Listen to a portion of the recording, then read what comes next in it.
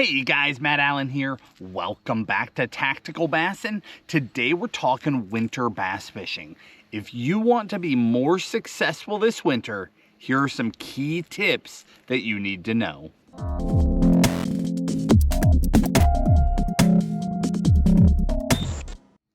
Today, I've got some tips for you guys that will make all the difference in your winter bass fishing.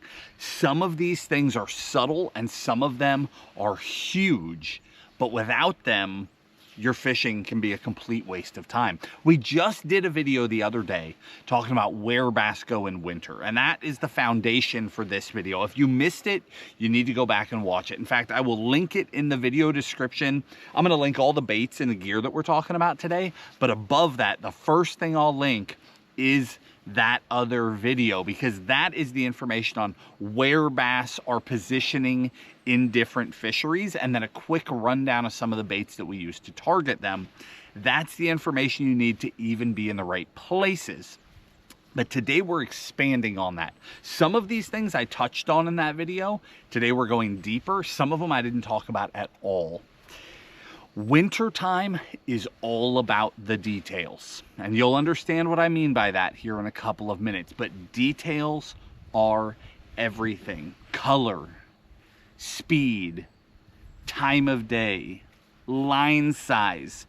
There is no other time of year where those things are as important as they are right now, and especially as we get even colder going through winter. Subtle details are the difference between catching the biggest bass of your life, having a blast out on the water, and just being out there freezing, catching nothing. It's that big of a difference, and I really want to see you guys succeed, so I decided to build on that last video and give you more details so you really understand what's going on here. So the first thing is when to fish when the water's really cold. Okay, as we go through winter, most people will fish in the middle of the day. They don't go out in the morning, it's freezing cold, they let it warm up a little bit and then they head out there. And the logic would be that the bass would be more active as the water gets warmer. As that sun is beating on it midday, they should get more active. I like that logic. Unfortunately, it doesn't line up with what I have experienced on the water through the years. Now, you can catch fish all day, no problem. But I have found that the vast majority of the giants that I catch in the wintertime, I catch really early in the morning, and I catch a few late in the day too. I believe what's going on there is that in that really cold water, the big ones, the smart ones, right? The ones that have a little more experience, I think that those fish really try to feed when all the odds are in their favor, and lower light works to their advantage. So even when it's freezing cold out, they'll feed really early while the light is still low. I even find that as that sun gets up, I'll still continue to catch them in the shade, which is the opposite of what you would think, but I will. I'll get on those steeper, like bluff walls where that shade line will hang in there longer, and that's where those big ones will be. So fishing low light periods, invest in some hand warmers, get out there while it's freezing cold, and you'll be surprised at what happens. For a lot of people that have seen us through the years catching giant fish in winter, have seen other people do it, they hear about it at their local lake, but they just never seem to catch them. It could be as simple as you're not fishing at the time of day when the big ones are being caught. That is a real thing. Winter, again, is about those subtle details. Let's talk about some of these other things. Speed, color, and line. These are all major factors. Let's talk about color. I'm gonna give you a quick color tip, and I held these baits up just the other day for you guys. These two right here. Finesse football jig and a Ned rig. There's something in common here. Purple. When I am slow fishing, when I'm making bottom contact fishing in the winter time, I can't even tell you why, but purple is a major part of my game. If you are in a clearer water fishery where the bass can see a few feet, purple, just the colder it gets, the more confidence I have it. In my football jig, this color is called Super Matte Brown. I swear by that thing. And that Finesse TRD, that color Meat Dog, absolute killer. If you don't want it to be that bold, that Green Pumpkin Goby, where you get that purple flake in there, can be such a good color. From X Zone, Violet Secret. Let me pull this thing out. This is such a deadly one. It's like half brown, like an earthworm type brown, half bright, bold purple. Now these are baits that I'm fishing really slow on bottom, and again, slow. So fish really have time to study them. Color is so much more of a factor for me this time of year than other times of year because of the amount of time that my bait is spending just sitting in front of the fish when I'm dead sticking and slow fishing. It's really important. If you want just that little bit of extra confidence, try purple this year. You know, Green Pumpkin year round is amazing, but I'm telling you, in the dead of winter, my confidence flips. I spend so much time with those purple baits. Now, this doesn't just have to do with slow fishing, with bottom contact fishing. I'm very critical of color on my fast moving baits as well. And I covered this in that last video, but I want to expand on that. I talked about these two reaction baits, Tactical DD75 and a Megabass Vision 110 Junior +1. Two different baits that can draw a feed response in a bass, but they do it completely differently. This one is going incredibly fast. This one is sitting right in front of the fish. Both of these, color is critical. We're throwing this on a 7-to-1 or an 8-to-1 reel and going as fast as possible to elicit a reaction in a bass and get them to chase, even in cold water. If you've missed that boat, if you haven't seen us talk about this before, if that's new to you, you heard me right. In the coldest of water, water into the 30s, we are burning crankbaits on 8-to-1 reels. Burn, burn, burn, pause, burn, pause, burn, pause. And we've found a way to target bass completely different of everything else and get them to chase even in the coldest water. And then by pausing in front of them, they react and they attack that thing. It works. Sounds crazy? It works. But color is everything. These very natural colors that the Tactical DD comes in are really important. We have so many natural color options for a reason. You want colors that the bass, when that thing flies by, they don't get a good look at it. They feel it, but they don't get a good look at it. They've got to go after that thing. And it's not until they rush up on it and it pauses that they find themselves face to face with it. And now it looks right too, and they ambush that thing. At the other end of the spectrum, we've got that jerkbait. We talked about fishing that jerkbait on really long, slow pauses, a very slow cadence. You know, 2 to 10 second pauses where that bait is just hovering in front of that fish. This is Kasumi Ito. The other day I showed you Matt Shad. Those incredibly natural, detailed colors are very, very important this time of year, especially when the water is cleaner. Again, the cleaner the water, the more critical these things are. If your lake tends to be murkier, you have a lot more wiggle room. But the more time that a bait is going to sit in clear water in front of a bass, the more important the details of how it looks will matter, because they're sitting there analyzing that bait. Then that jerkbait twitches and they react.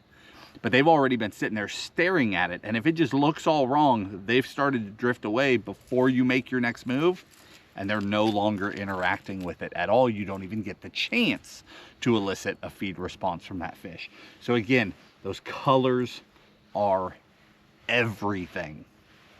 And in the video description, I'll link all of these baits. I'll link them in the order we're talking about them, and I'll link those specific color examples for you, the key baits that we have the most confidence in.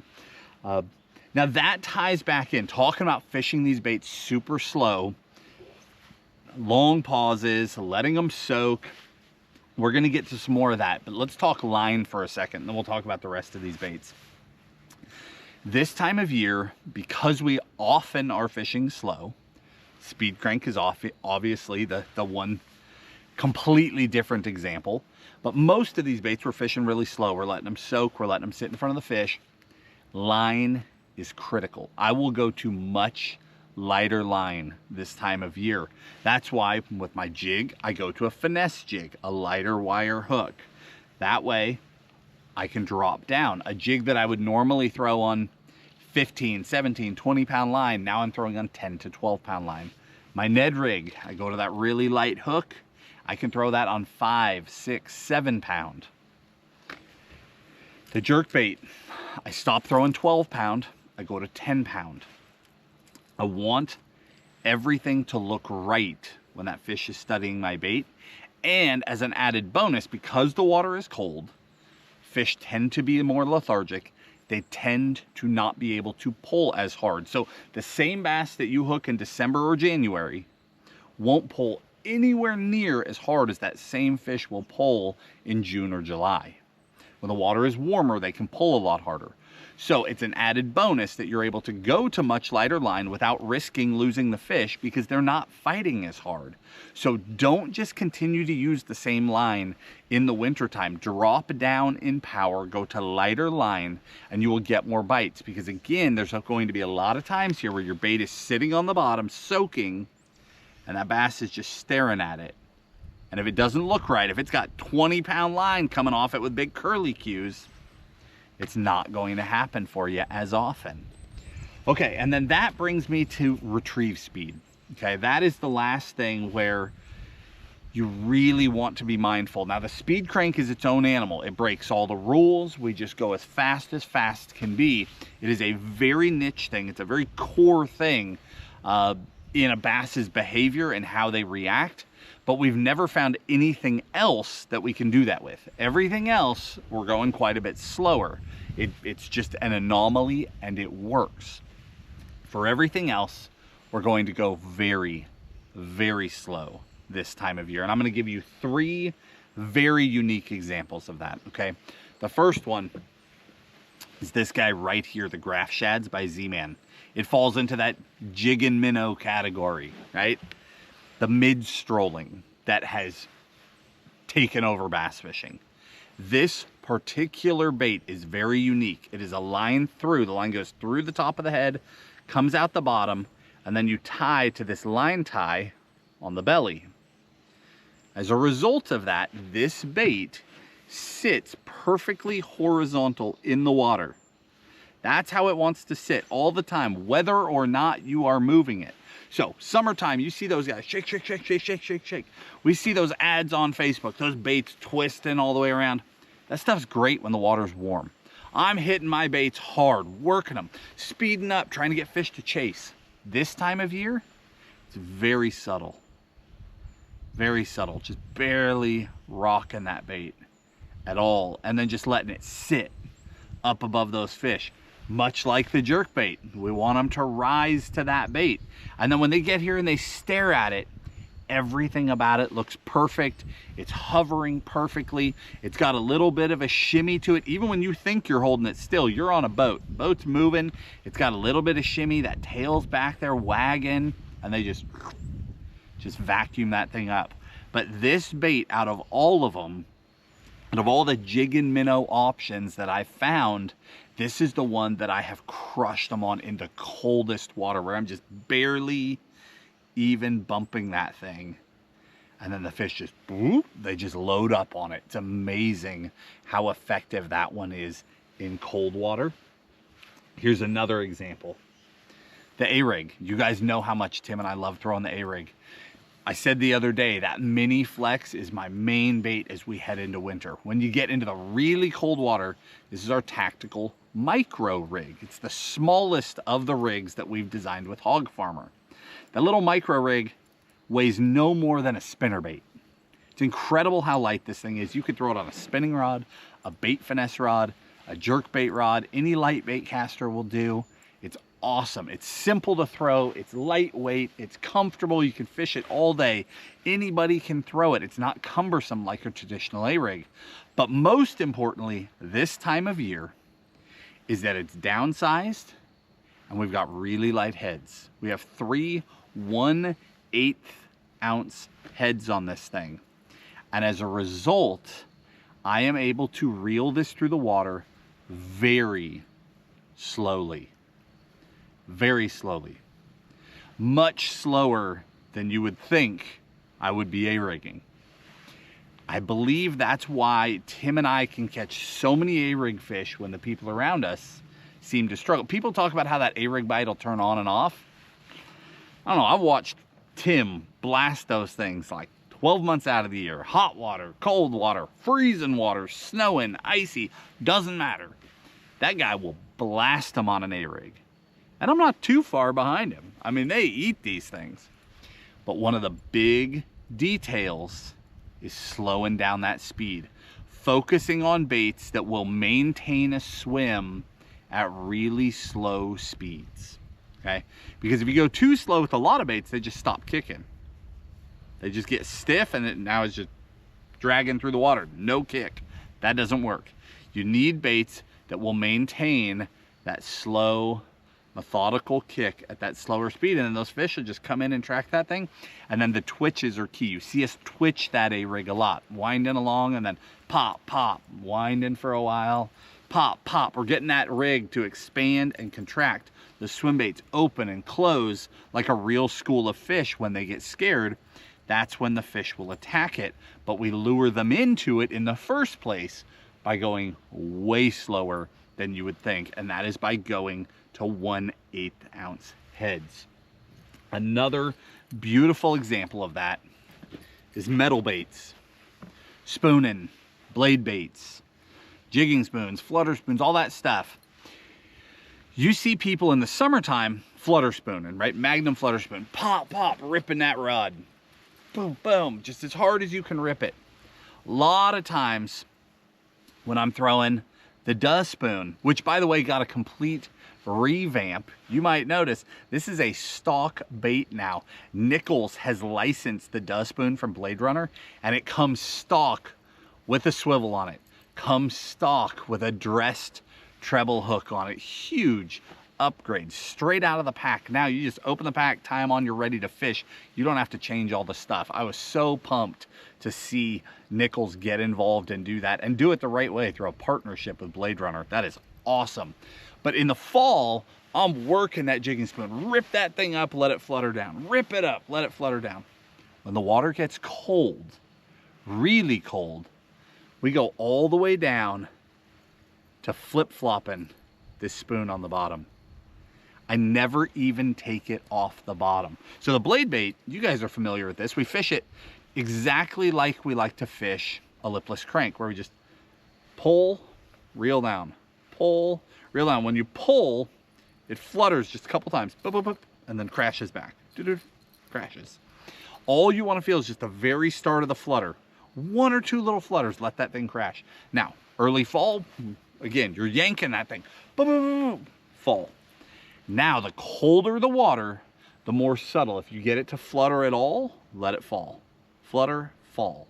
Flutter, fall. That's the blade bait. Again, the jigging spoon, in fall, we rip this thing up, and then it flutters back to bottom. Boom. Rip it up. Boom, boom, boom, boom. This time of year, I lift up my rod until I feel the weight of the spoon, and then I let it fall. Lift it up, let it fall. Lift it up, let it fall. Just flip-flopping that spoon on the bottom is all we're doing. It works. Sounds crazy. It works. You just, and then it just gets heavy. They just come up and grab that thing. It's amazing. It really does resemble a dying bait fish that has settled the bottom, and it's in the death throes, right? It's right at the end. It's given up the ghost, and those bass will come up and look at that thing. It'll flip a couple times, and they just vacuum it up. We're taking baits that other people would believe have stopped working, and we are adapting our retrieves. We're adapting our line, we're adapting our colors, and we're getting fish, and not just fish, we're getting big fish to eat them all through the winter. This really is an amazing time to be on the water. Double-digit class fish get caught in the winter months. It's cold out there.